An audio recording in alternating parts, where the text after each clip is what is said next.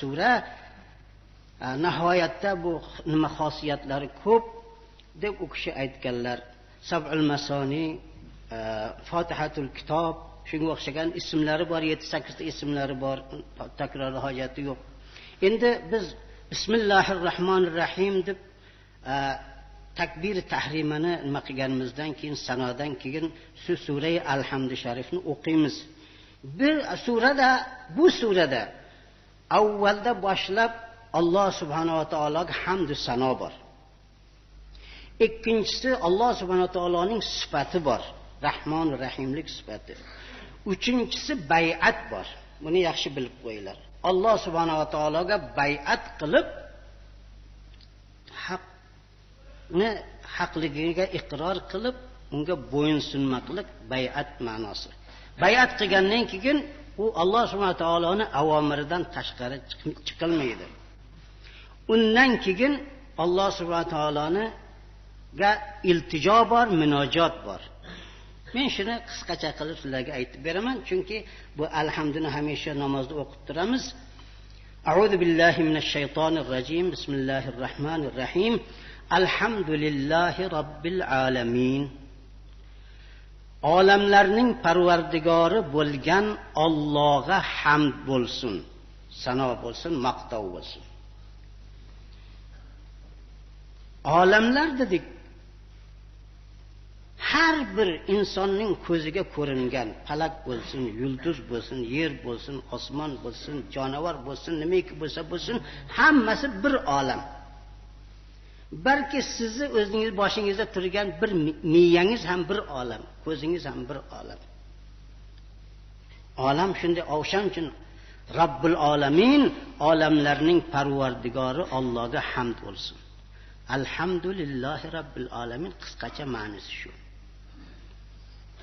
Ar-Rahmanir Rahim. Rahmonlik sifati, Alloh subhanahu va taoloning rahmonlik sifati om. Bunga hech istisno yo'q. Alloh subhanahu va taoloning dasturxoni tamomiy mavjudotga ochiq. Undan hamma istifoda qilib biladi. Undan hamma yeydi, ichadi, rizq ro'zasi va shandan Alloh subhanahu va taoloning tarafidan rahmonlik sifatidan yetadi. Rahimlik sifati mehribon. Kimga? Mu'minlarga xos. Mu'min, musulmon, solih kishilarga xos. Endi rahmonlik sifati dunyoda tamomila hammaga om bo'ldi. Mehribonlik sifati oxiratda mu'minlarga xos bo'ldi. Endi Maliki yawmiddin degan vaqtimizda qiyomat kuni, jazo kunining egasi, podshohi deganimiz bo'ladi.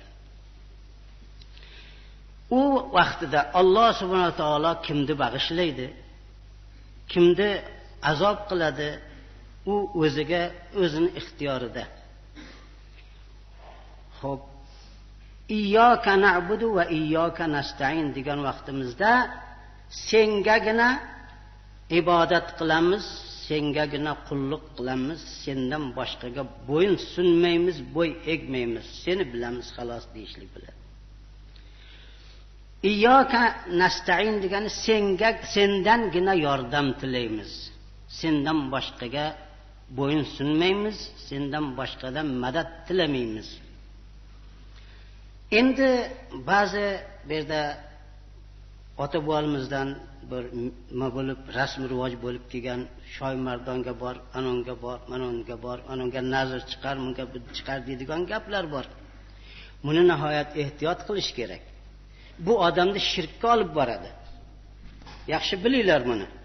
Iyyoka na'budu va iyyoka nasta'in deganimizdan keyin sengagina qulluq qilamiz, senga ibodat qilamiz, sendangina yordam so'raymiz deganimizdan keyin avliyoullohlarni hurmat qilish kerak.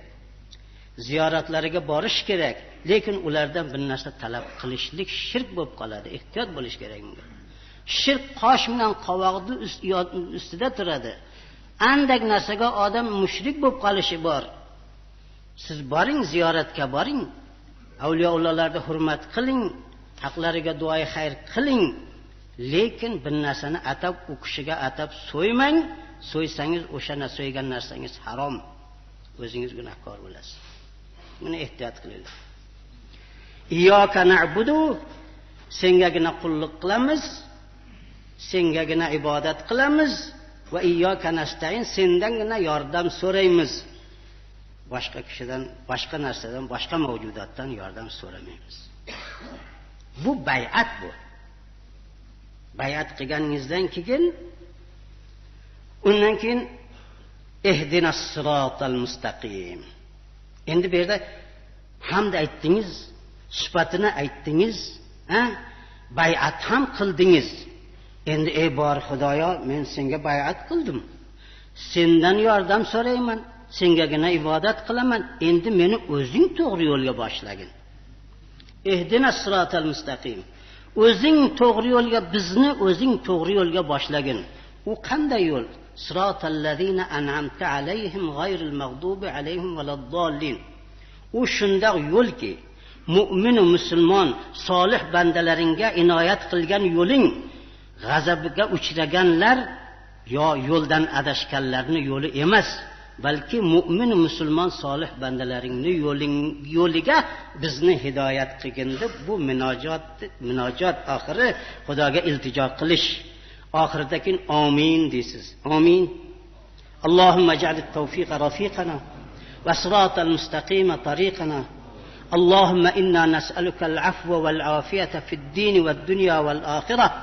Tawaffana musliman wa alhiqna bis-salihin. اللهم اهدنا واهد أبنائنا إلى صراطك المستقيم. اللهم بارك لنا في الرزق والحسنات. اللهم ربنا آتنا ما وعدتنا على رسلك ولا تخزنا يوم القيامة إنك لا تخلف الميعاد. اللهم اغفر لنا ولوالدينا ولأستاذنا ولمن له حق علينا ولجميع المؤمنين والمؤمنات برحمتك يا أرحم الراحمين. السلام عليكم ورحمة الله وبركاته. الرحيم.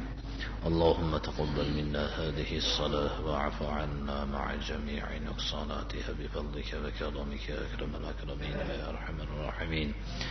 اللهم أعنا على ذكرك وشكرك وحسن عبادتك. اللهم إنا نعوذ بك من الكفر والفقر والجبن والكسل ومن فتنة المحيا ومن فتنة الممات ومن فتنة المسيح الدجال ومن فتنة عذاب القبر وأن نرد إلى أرذل العمر. اللهم حبب إلينا الإيمان وزينه في قلوبنا وكره إلينا الكفر والفسوق والعصيان وجعلنا من الراشدين وتوفنا مسلمين وألحقنا بالصالحين غير خزايا ولا مفتونين.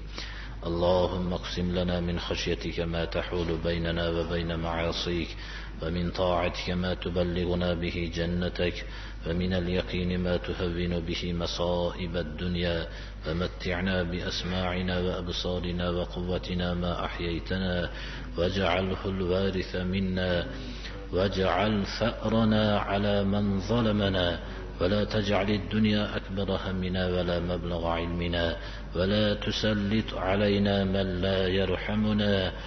وصلى الله تعالى على خير خلقه محمد وآله وأصحابه أجمعين الطاهرين الطيبين وارحمنا واحشرنا معهم برحمتك يا أرحم الراحمين. الله سبحانه وتعالى ko'p kishilar duo qiling debdilar. Alloh subhanahu va taolo maqsadlarini bersin. Hammamizni ham gunohlarimizni mag'firat qilsin, ibodatlarimizni qabul qilsin. Mehmonlarimizni hammalarini ham qadamlariga Alloh hasanotlar bersin. Islom yo'lida xizmat qilayotgan kishilarning xizmatlariga Alloh muvaffaqiyat bersin. Alloh